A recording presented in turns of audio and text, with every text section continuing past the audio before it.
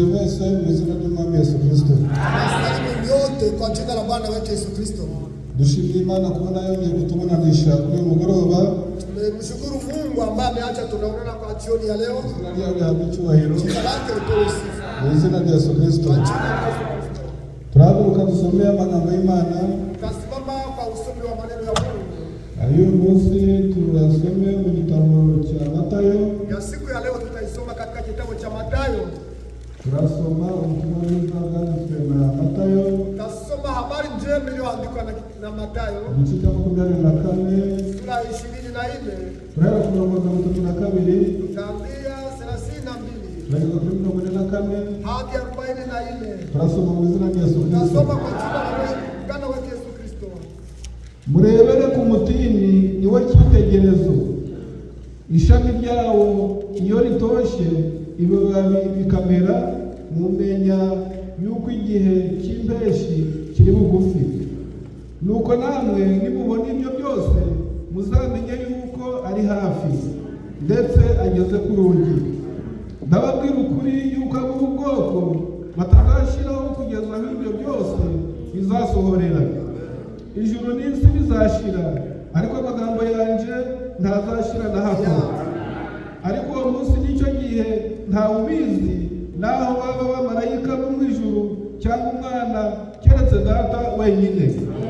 Uko iminsi ya Nowa yari iri, no kuza k'Umwana w'umuntu niko kuzaba. Kuko nk'uko bari bameze muri iyo minsi yabanjirije umwuzure, bararyaga, baranyobwa, bararongoraga, barashingiraga, bageze umunsi Nowa yinjiriye mu nguge. Ntibabimenya kugeza aho umwuzure waziye ukabatwara bose, niko no kuza k'Umwana w'umuntu kuzaba. Icyo gihe abagabo babiri bazaba bari mu murima, umwe azajanwa undi asigare. Abagore babiri bazaba basya ku rusyo, umwe azajanwa undi asigare. Nuko mube maso, kuko mutazi umunsi umwami wanyu azaho. Nuko mube maso, kuko mutazi igihe umwami wanyu azazaho. Ariko ibintu bimenye, iyaba nyir'urugo yaramenye igicuku umujura azaziramo, yabaye maso ntiyamukundiye gucukura inzu ye. Nuko namwe mwitegure, kuko igihe mudatekereza aricyo Umwana w'umuntu azaziramo. Amen. Bose buri wese yasenga, Kila awaye yote anaweza kuongoza akisabira umugisha, akiombea baraka kutoka mu magambo y'Imana. kutoka katika maneno ya Twese Mungu. dusenge Sote tuombe mu izina rya Yesu Kristo. kwa jina la Yesu Kristo. Taomba.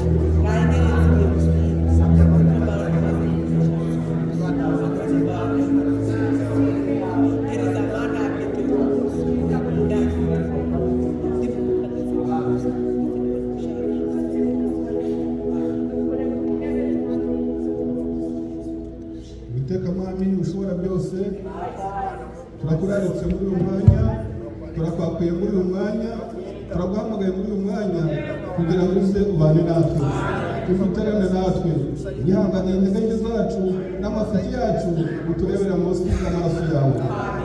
Maze uze tukugireho umugisha muri amagambo asomwe, uze uyasobanure, uze uyatugaburire, uze utubere byose muri byose, kuko tubigusabye mu izina rya Yesu Kristo. turabashuje nanone mwese, tunawasalimu nyote, tubasuhuje mu izina rya Yesu Kristo. tunawasalimu kwa jina la Yesu Kristo. Mukomere mu mwami. Katika mfalme Uwiteka Imana agize neza, Bwana Mungu ametenda mema, wongeye kutubonanisha, ameacha tunaonana, wongeye kwemera ko tugaragara imbere yayo tuonekane mbele yake muri uyu mugoroba. kwa jioni ya leo. Izina ryayo rihabwe Jina icyubahiro lake lipewe sifa. mu izina rya Yesu Kristo. Kwa jina la Yesu Kristo. Dusomye amagambo y'Imana Tunasoma maneno ya Mungu, kandi ni amagambo meza maneno mazuri, avuga ku kugaruka sema kurudi k'umwami Yesu kwa Kristo. mfalme wetu Yesu Kristo. Ese namwe murayakunze? Tunapenda Namwe mukunze kugaruka kwe? kurudi kwake, Ati natwe turabikunze, nasi tunavipenda. nicyo cyatuzanye aha ngaha. Hiyo ilituleta hapa, Icyatumye twizera ubu butumwa acha tunaamini ni ukugira ujumbe ngo huu dutegure kusudi ubwo mtuandae kwakira umwami wawe ya nanjye. mfalme wako nami. Intego y'ubutumwa bwiza, Lengo la habari njema, intego y'Imana lengo ya Mungu, n'umugambi w'Imana wa mbere mpango wake wa ni kwanza, ukudutegura tuandaa kugira ngo kusudi izatwishyire baada tudafite ikizinga kusiokuwa na namwe dhambi umunkanyari. wala mkunjo. Intego y'ubu butumwa, Lengo la ujumbe huu, intego y'Imana, lengo la ujumbe, umugambi w'Imana mpango wake ni ukudutegura. tuandaa, Nguko nababwiye ikindi gihe, kama vile niliwaambia wakati intego y'Imana n'umugambi wayo mpango wake ntabwo ari ukugira ngo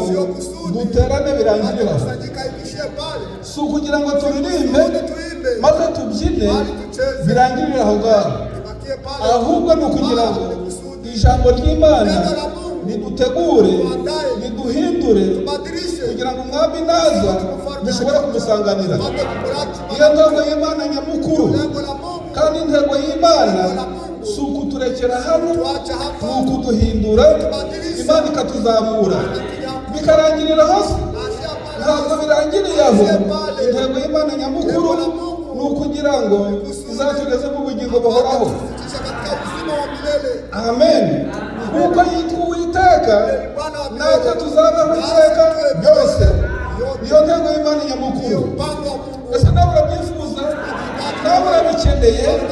Intego y'Imana mu mutima w'Imana ni ukugira ngo izatugeze mu bugingo buhoraho. katika uzima wa Kandi milele, habwe icyubahiro. wapewe sifa.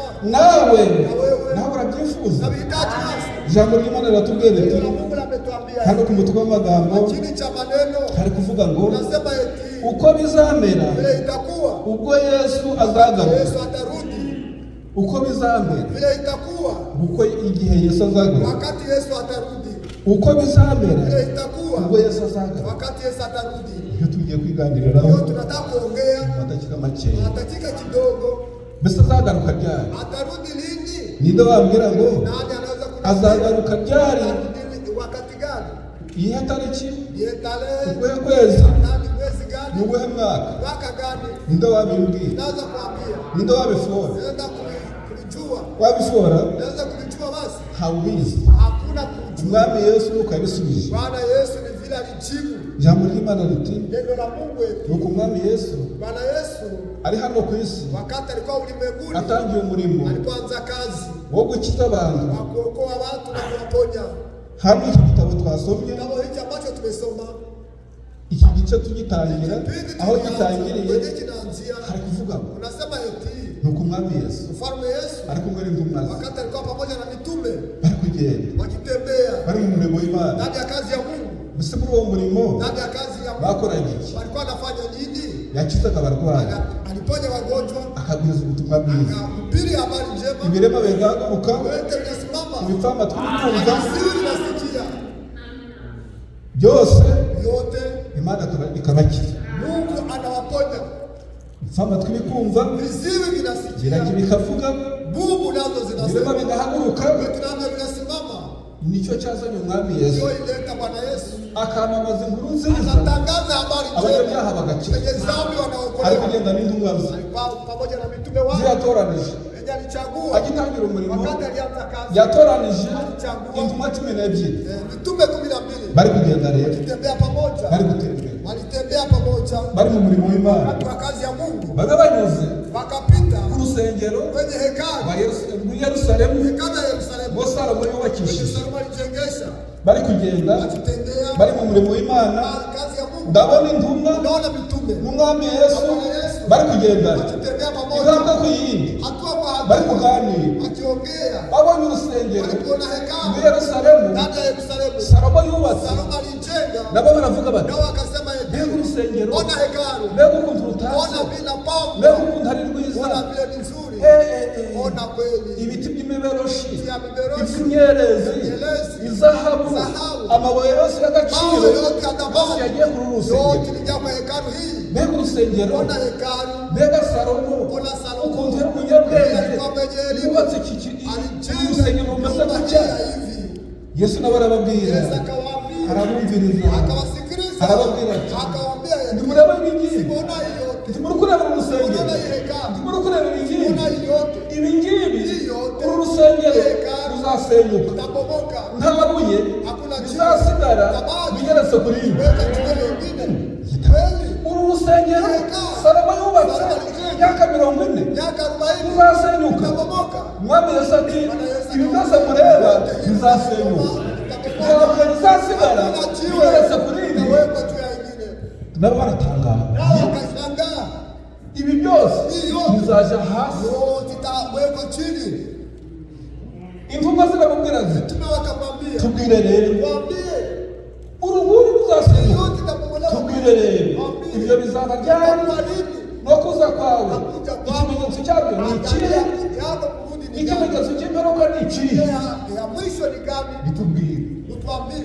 Umwami Yesu rero Yesu akawaambia, aratangira akaanza nawe naye arabibabwira, akawaambia, nimuba mwiherereye wakati muzasome mutasoma igitabo cya Matayo 24 igice cyose mukirangire. kipindi yote muimalize. Bahaye umukoro, Hapa ufite Bibiliya anayekuwa na kandi Biblia, abisoma kama arabahemutse, anasoma, atakuwa amekosa. n'abayifite muri Na telefone wewe yose. kuwa ndani ya masimu musome, Tubwire rero utuambie ibyo bizaba ryari, itakuwa siku gani? ikimenyetso cyabyo ni Dalili ikihe, yake ni gani? nicyo kugaruka kwawe ni ikihe, n'icy'imperuka ni ikihe. Wakati wa mwisho ni gani? Bitubwire kugira ngo natwe twitegure, kugira ngo n'ibizaba bizabe twiteguye. Mbese namwe mushaka kugira ngo bizabe mwiteguye. Harahirwa abo umwami Imana ari buze agasanga biteguye. Imana ihabwa icyubahiro. Ijambo ry'Imana riti nuko arabaganiriza, ageze hariya akasoma, n'ikindi kimenyetso murebera ku mutini n'ibindi biti byose, nibyo twasomye rero.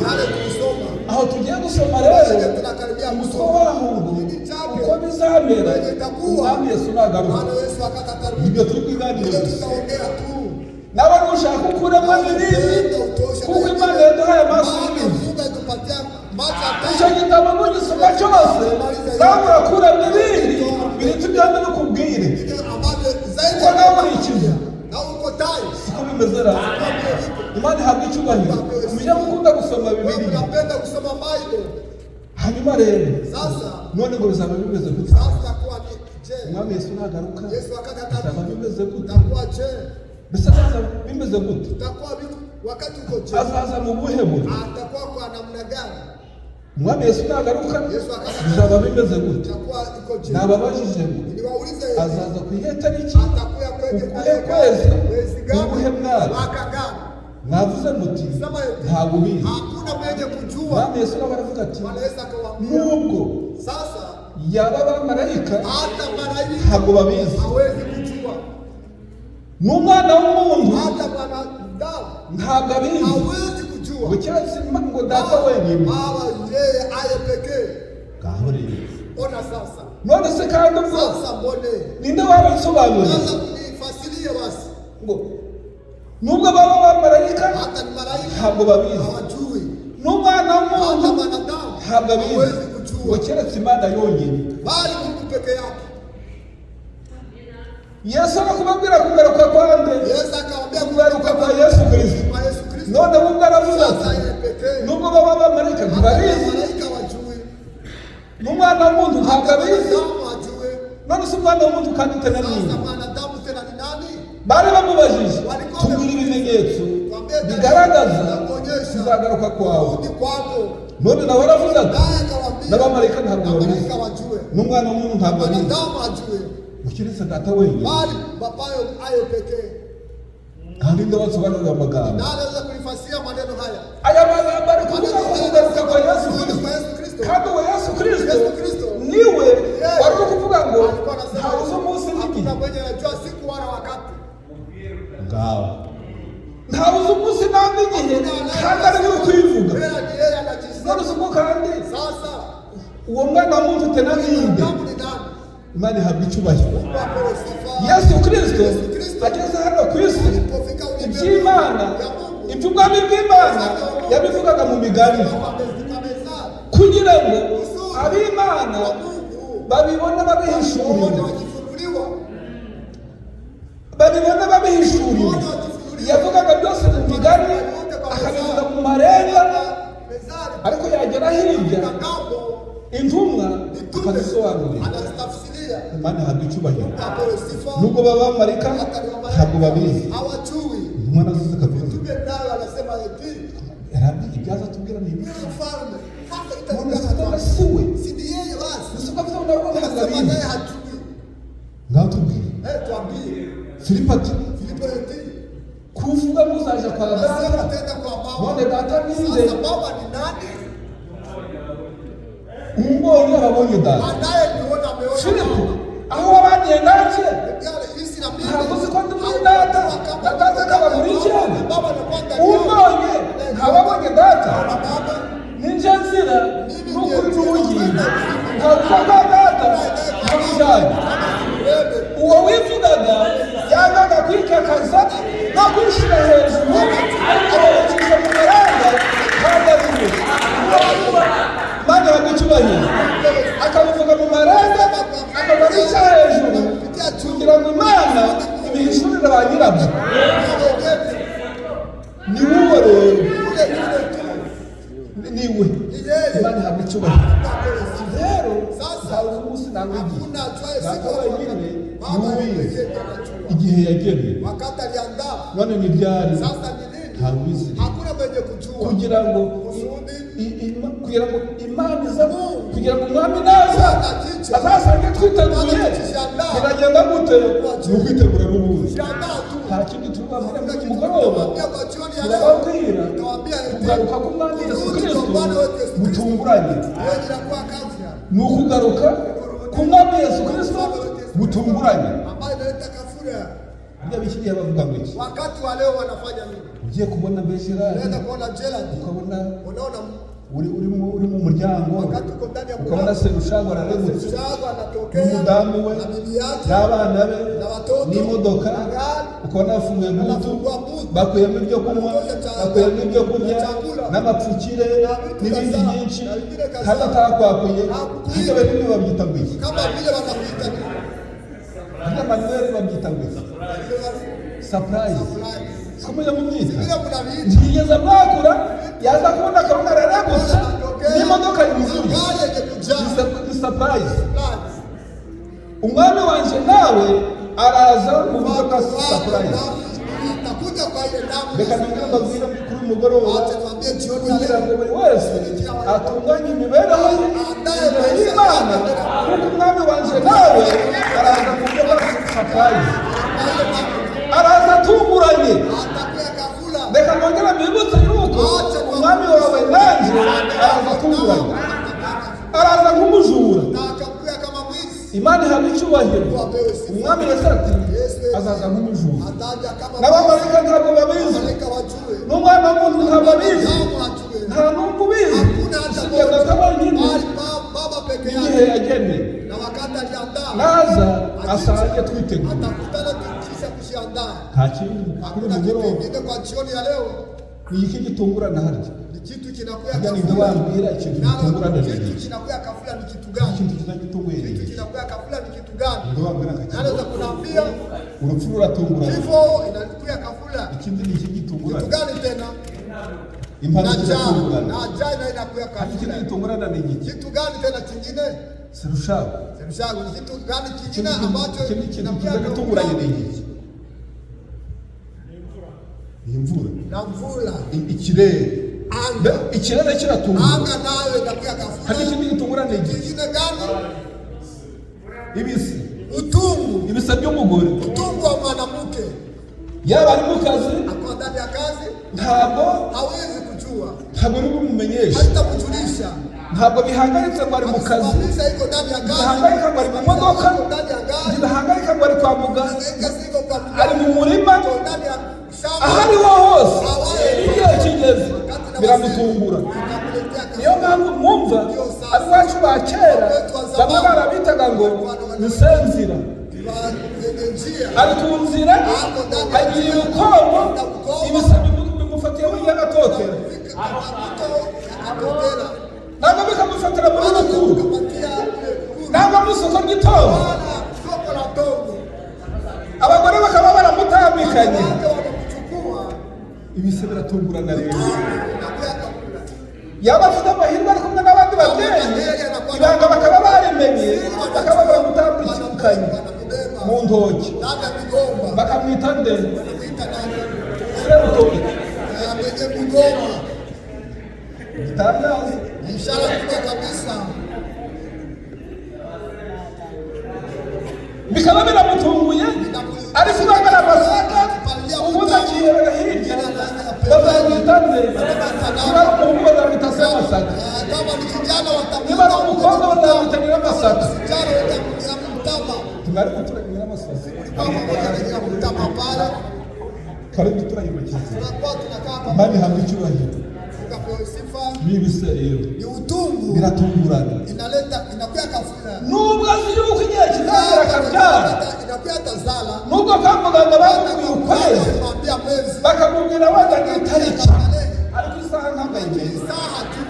nubwo tekinoloji itera imbere Hata maendeleo na siyansi ikatera imbere ulimwengu wa leo ntabwo amenya isaha hawajui saha. niyo mpamvu bimutungurana muri kampani Kafula akiwa ndani ya kampani mani hamwe icyubahiro apewe sifa. kuza k'umwami yesu kirisito nako kuraza gutungurana urupfu Kifo, ibise utungu, imvura mvua, byose biratungurana yote inakuwa kafula. umwami wanjye nawe Mfano wako nawe nao azatungurana naye atakuwa kafula. kubera iki se Sababu gani? kuko ariko yabivuze Sababu ni vile alisema. uko yabivuze ntabwo azabikora Hata mifano. birasaba kugira ngo abana b'imana bahore biteguye Wajiandae kila wakati.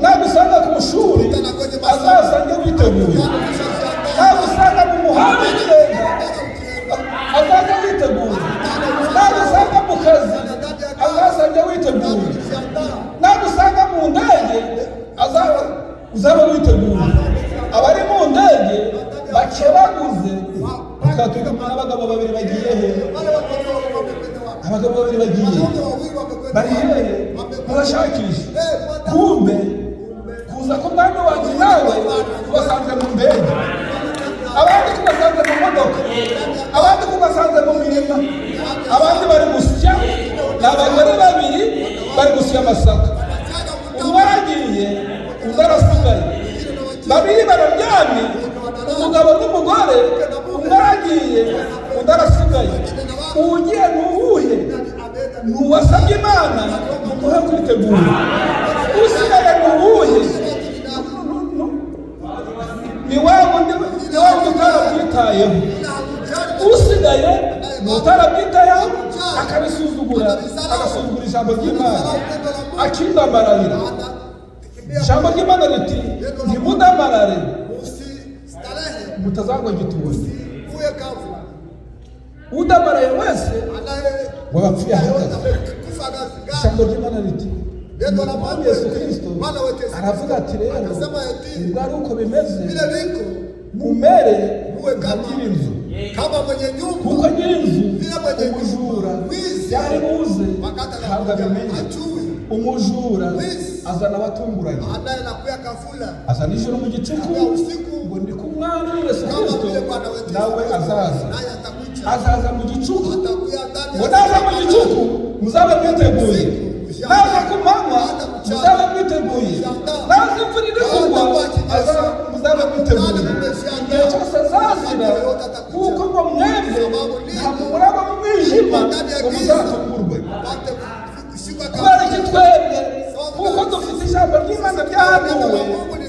rigomba kudutegura ambalo litatuandaa ngo mwebwe ntabwo muri ab'umwijima ahubwo muri ab'amanywa kugira ngo umwami wawe azasange mwiteguye.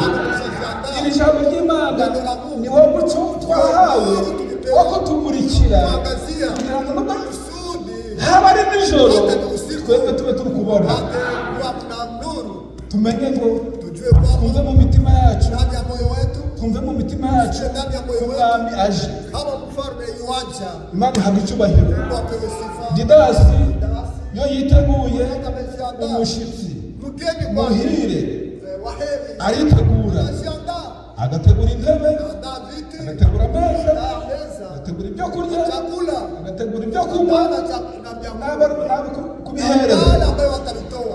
Mu mutima we yishimiye umushyitsi uri buze, yagera ku muryango akaza kumusanganira n'ubwuzu bwinshi, n'urukumbuzi rwinshi n'ibyishimo byinshi.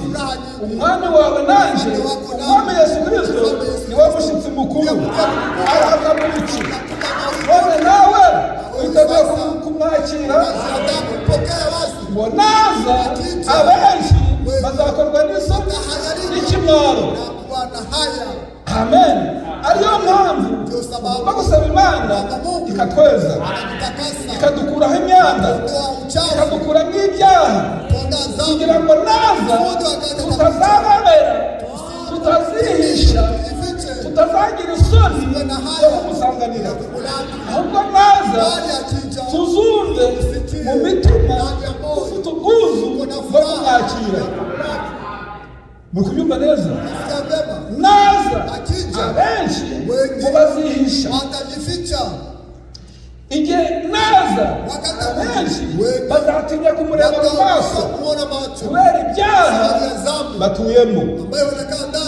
Muri uwo mugoroba buri wese asaba Imana ati, Mana uraje, tegura kugira ngo nuza tuzishimire kukwakira.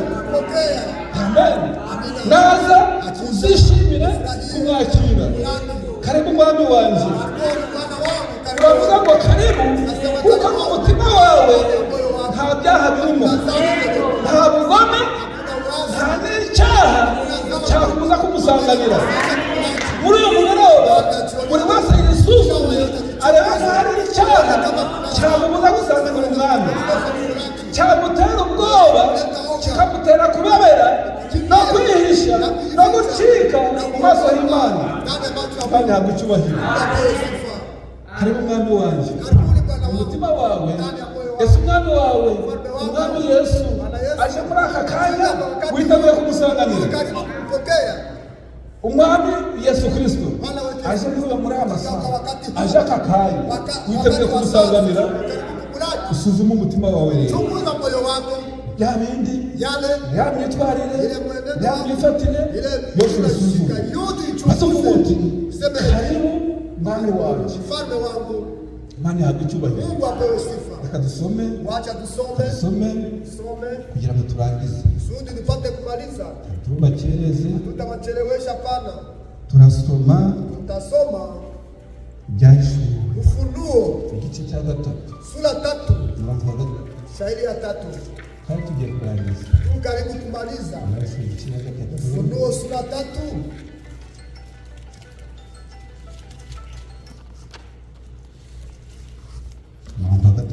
shairi ya 3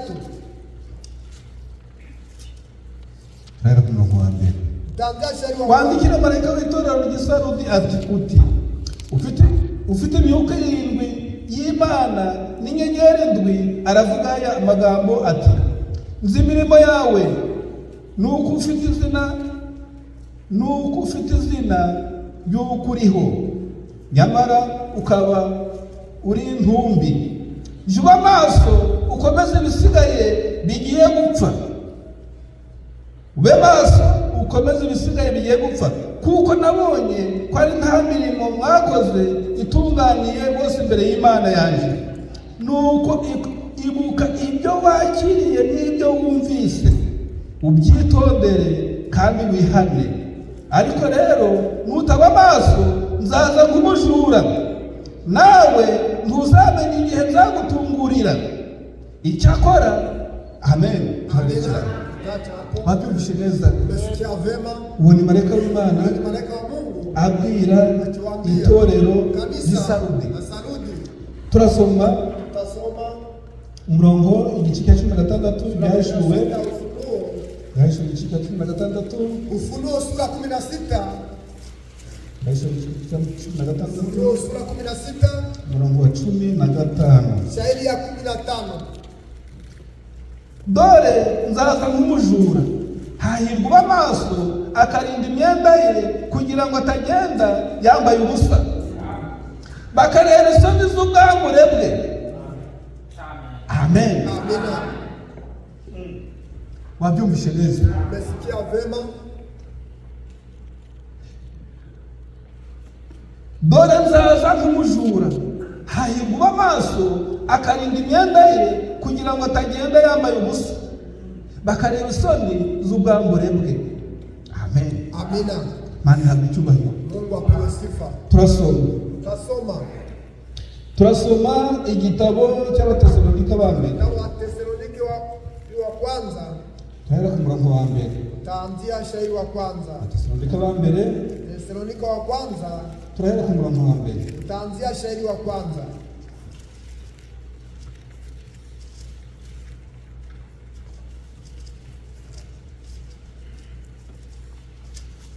Ndio anaoje? Aliyepafika na 5 murongo wa mbere. Shairi wa kwanza. Sura Ariko bene data. Ni Abatesalonika ba mbere igice cya 5 murongo wa mbere. Sura 5 shairi wa. Ariko bene data, iby'ibihe n'iminsi ntimugomba kubyandikirwa mu byanditswe byera. Ndani ya maandiko Nta matakatifu gihe wabonamo kuna wakati utaona umwami Yesu azazira. Yesu alisema Nta munsi, hakuna siku, nta kwezi, hakuna mwezi, nta mwaka. hakuna mwaka. Hari uwabisomye? Kuna mwezi alisoma wasi? Ntawe. Hakuna. Ariko bene data, Lakini wandugu, iby'ibihe n'iminsi wakati na siku zimugomba kubyandikira, hamwezi kubyandikwa. kuko ubwanyu Sababu muzi mimi neza najua yuko umunsi kwamba w'umwami wacu ya Bwana wetu uzaza nk'umujura utakuja kama mwizi wa nijoro, wa usiku. ubwo bazaba bavuga bati Wao watakisema ni amahoro nta kibi salama, hakuna kibaya kiriho, chenye kuwa nibwo kurimbuka kuangamia kuzabatungura. utawazia kavula Nguko ibise bitungura umugore utwite, akiwa na mimba kandi ntibizabasha hawitaweza kubikira na hato. kuona na kidogo. Ariko mwebweho Lakini ninyi bene data, wandugu, ntimuri mu mwijima uko ndani ya giza, uwo munsi ubatungure usiku afikie nk'umujura, kama mwizi. kuko mwese muri abana b'umuco Watoto wa nuru n'abana watoto b'amanywa. mchana, Ntituraba ijoro hatuko cyangwa umwijima. wala wa giza. Nuko rero Sasa twe gusinzira nka ba bandi, kama wale ahubwo tube maso, bali tuwe macho twirinde ibisindisha, leo kuko abasinzira wanaosinzia basinzira nijoro, ya usiku n'abasinda bagasinda nijoro. wanalewa usiku. Ariko twebweho ubwo turi abamanywa twirinde ibisindisha, Kulewa twambaye kwizera wala kuamini n'urukundo na upendo nk'icyuma gikingira igituza, ambayo inakinga kifua kandi twambaye ibyiringiro kwa matumaini byo kuzabona agakiza kuona wokovu k'ingofero, ama kofia. kuko Imana itatugeneye Kwa kuangalia umujinya, gazabu ahubwo yatugeneye guheshwa agakiza n'Umwami Yesu Kristo wadupfiriye kugira ngo nituba turi maso cyangwa nituba dusinziriye tuzabaneho nawe. Nuko rero muhumurizanye kandi muhugurane nk'uko musanzwe mubikora. Mana habicyubahiro. Abasinda basinda nijoro, abakora ibyaha babikora nijoro, kuko ari ab'umwijima. Twebwe turi ab'amanywa, twahawe umuco wo kutumurikira kugira ngo tuve mu mwijima. Umwijima ni ibyaha. Buri wese kuri uyu mugoroba abwira Imana ati, Mana ntandukanya n'umwijima, ntandukanya n'imirimo yose y'umwijima, kugira ngo nuza dusanganire. Imana ihabwa icyubahiro Mungu apewe sifa. kugira ngo nuza Kusudi ukija usanganire. kulaki. Ijambo ry'Imana rivuga riti Neno la Mungu lasema hivi. iyo abantu Wakati bazaba bari kuvuga ngo watakuwa wakisema ni amahoro, ni ni amahoro, salama ni salama. niko kubatungura, Kwenda niko kufikia gutungura, kanisa. niko bizagenda, Kama vile itakuwa niko gutungurwa ndio itakuwa kuzabagera tawafikia. igihe bavuga ngo ni amahoro.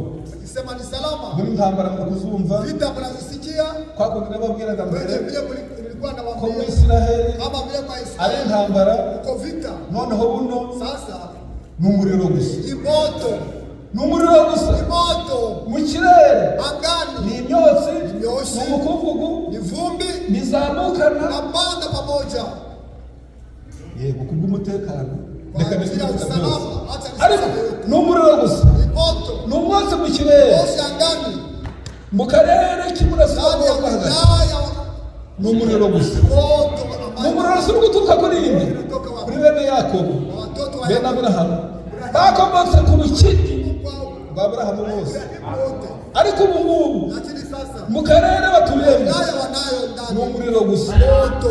Ibyo byose biri guhinga Yerusalemu. Vita Yerusalemu, Igihe kizagera Yerusalemu igira amahoro, pate salama. Imana yirwanirire. Mungu aipiganie Ziriya ntambara zile vita, igihe kiri bugere wakati utafika zihagarara. zisimame. Mbese muri kugira ngo Mnafikiri ziriya kwamba ntambara ile vita ni Gogi na Magogi? Gogi na Magogi? Gogi na Hapana, Magogi. sio Gogi na Hano Magogi. hari Magedoni. Alikuwa Armagedon. Igihe cyari cyagera Wakati hayawasili ziriya ntambara igihe kiragera zihagarara. tasimama, Yerusalemu igira amahoro, pate salama. urusengero rwubakwa, Kijenga ariko rurubakwa biciye jengo bizinze. ikipita kwa njia gani? Igihe kiri bugere haraboneka umugabo abakiranure, abahuza, Hawatawakutanisha bagira n'imishyikirano, wapate nibatangira maandamano. kugirana imishyikirano Maandamano, umugeni bibi harusi birabisikana. naye atapanda.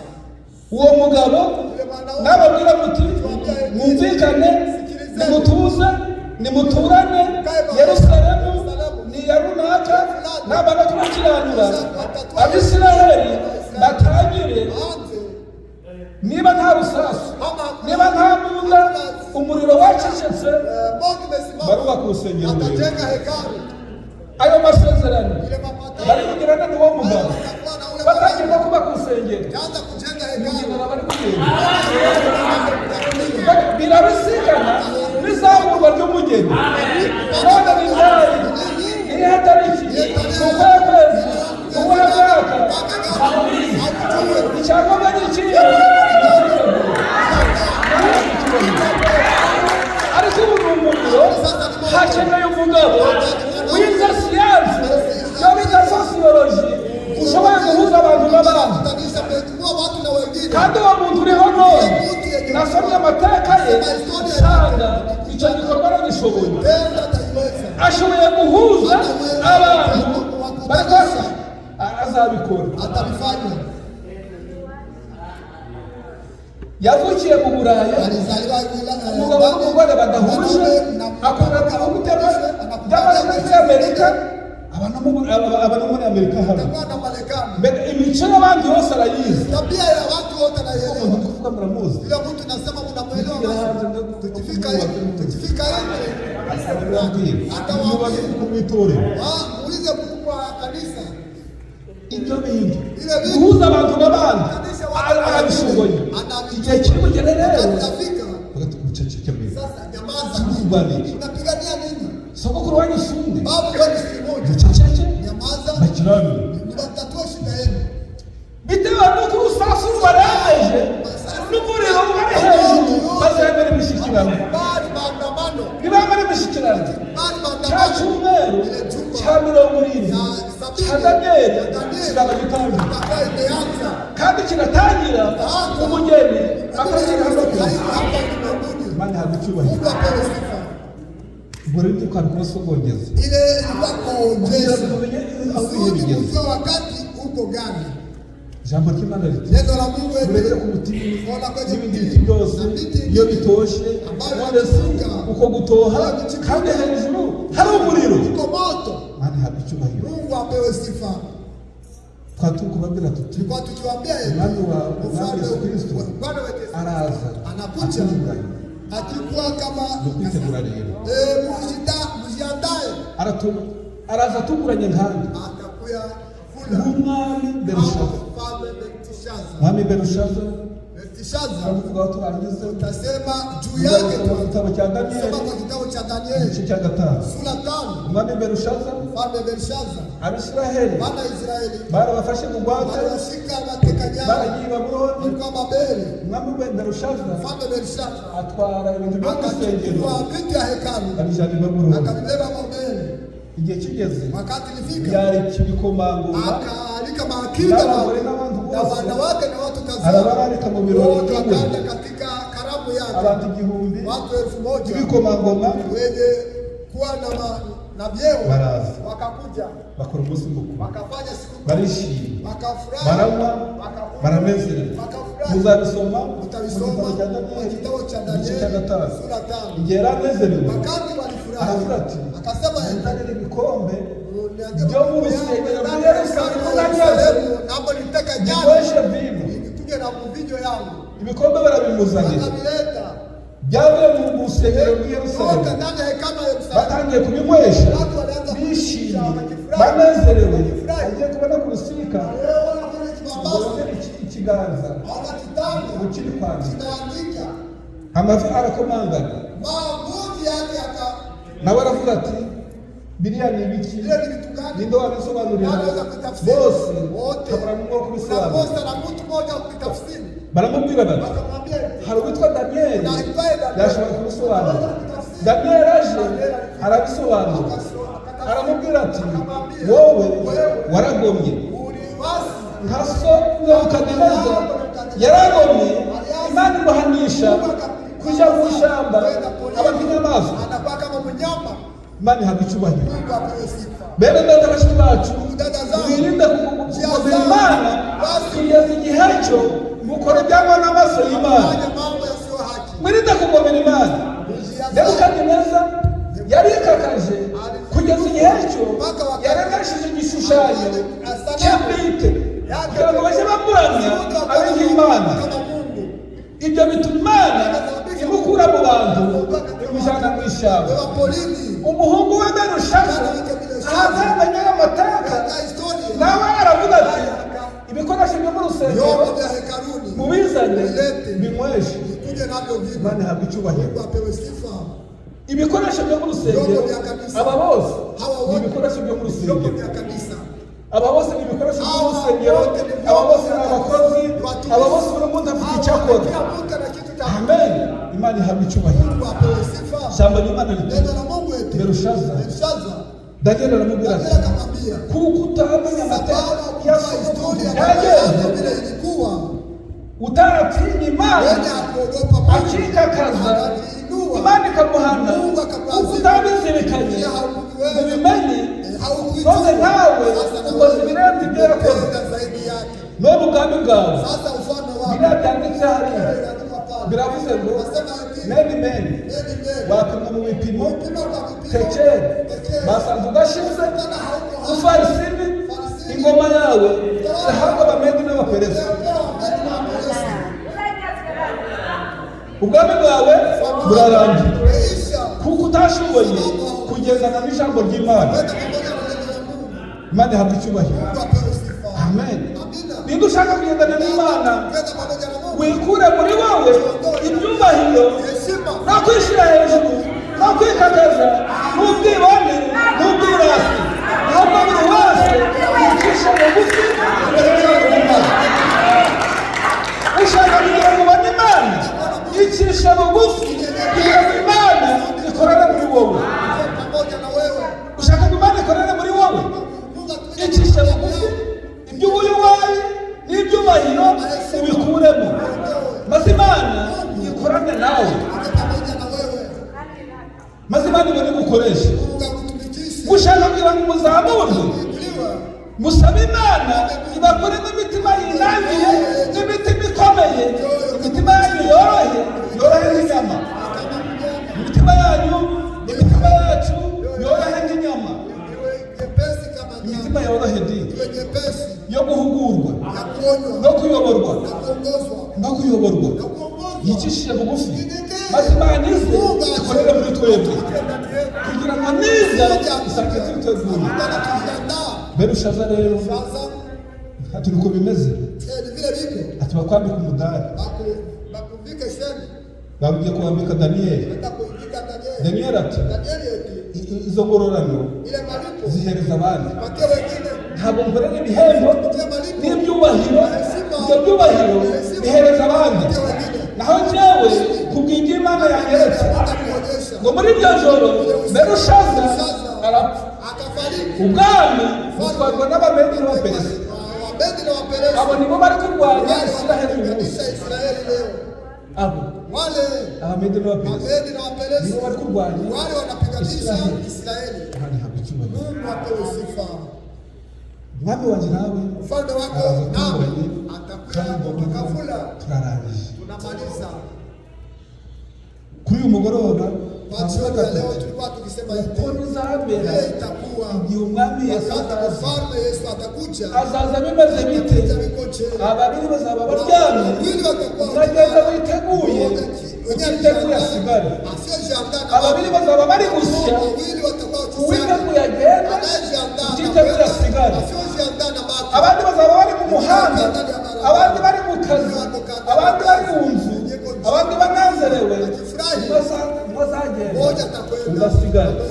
Umwami wawe, Umwami Yesu Kristo azaza uri hehe? Uri mu bukozi bw'abapagani, azasange witeguye. Mu bukwe bw'abana bacu ntabwo ntibambara ubusa, azasange udasa nabo.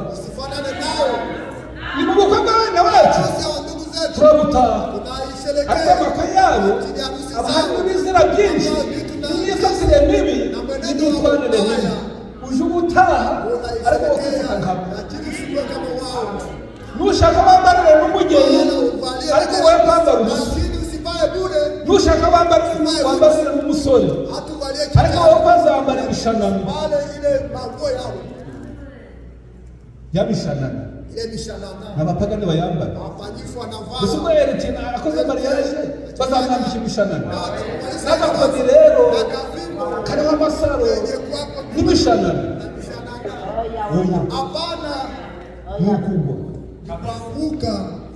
maze rero wambara hano hose hagaragara n'ibitugu bigaragara. Naza agasanga turi ku mashuri, agasanga twiteguye. Turi mu bakwe y'abene wacu, azasange igihe bari kunywa inzoga, bari kuzirenza, njyewe ndi kunywa fanta. Utazavuga ngo ni mu bakwe y'abene wacu reka nywe izo bari kunywa. Ijambo ry'Imana ryatubwira ati n'ibindi bisindisha kuko abasinda basinda nijoro. Imana ihabwa icyubahiro. Nazo agasanga turi hamwe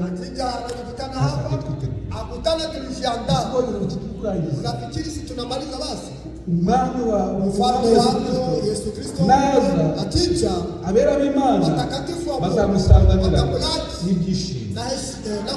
Nibyo tugomba gusanga Imana n'umugoroba kugira ngo Imana itegure imitima yacu, maze naza tuzumve mu mitima mbese ubwo yuri mu rugo kuko umuntu arakwakira njiwanyu ntiwishima ukamwitegura kuko ufite ubwuzu kuko ari umuntu w'inshuti yawe. Umwami Yesu Kristo niwe muvandimwe wacu wa hafi, ni umuvandimwe wacu wa hafi, ni grand frere, ni umwami wanjye kandi ni umukiza wanjye. Naza saba Imana mu mutima numve nditayari kumwitegura. Wabisaba Imana, wabisaba Imana ubuze gusoza amateraniro agafata icyo kirere ukabisaba Imana. Bani hapa icyubahiro. Kadusoma hapa turangize. Wacha tusome hapa tumalize. Tutasoma hapa turangize. Tutasoma hapa ili tumalize. Naba Petro ya kabiri. Petro wa pili. Sura 3 mstari ya 10. Petro wa pili. Sura 3 mstari ya 10. hari umugoce Tangia shahidi ya 9. umwami Imana ntitinda isezerano ryayo nk'uko bamwe batekereza ko ritinze, ahubwo itwihanganira idashaka kuhagira n'umurimbuka, ahubwo ishaka ko bose bihana. Ariko umunsi umwami wacu uzaza nk'umujura, ubwo ijuru rizavaho hakaba n'umuriro ukomeye, maze ibyishingiro ibyo byose biremeshwa bikayengeshwa no gushya cyane. Isi n'ibirimo bigashirira, isi n'ibirimo bigashirira. Yote vinateketea. Munsi w'umwami wacu Siku ya mfalme uzaza nk'umujura. utakuya kama mwizi. Amen. Amina. Igihe isi n'ibirimo byose Mungu na wenye kwa ndani yote itabungura, yote itateketea. Yesu dutuyeho Dunia tunayoikaa ibiyiriho byose kwa yote bizashya itarungura, bishirire, yote itateketea. n'ibishya uhereye ku muntu Kuanzia mwanadamu byose yote bizashya itarungura, yote itateketea. Na manyumba, n'amamodoka magari byose yote bizashya yote itarungura, bishirire. yote itateketea. Uzaba uri hehe? Utakuwa uko wapi? Bwira umwami wanjye ati Ambia mfalme ibyo wako bizaba ile yote wakati uzabe wanzamuye, Nzaba uzaba niteguye nimeshaandaa. bizashaka kiri hano Ndani haniko hapa. cyane n'abanyabyaha Ugule pamoja na wenye dhambi. kandi haba icyubahiro. Mungu apewe sifa.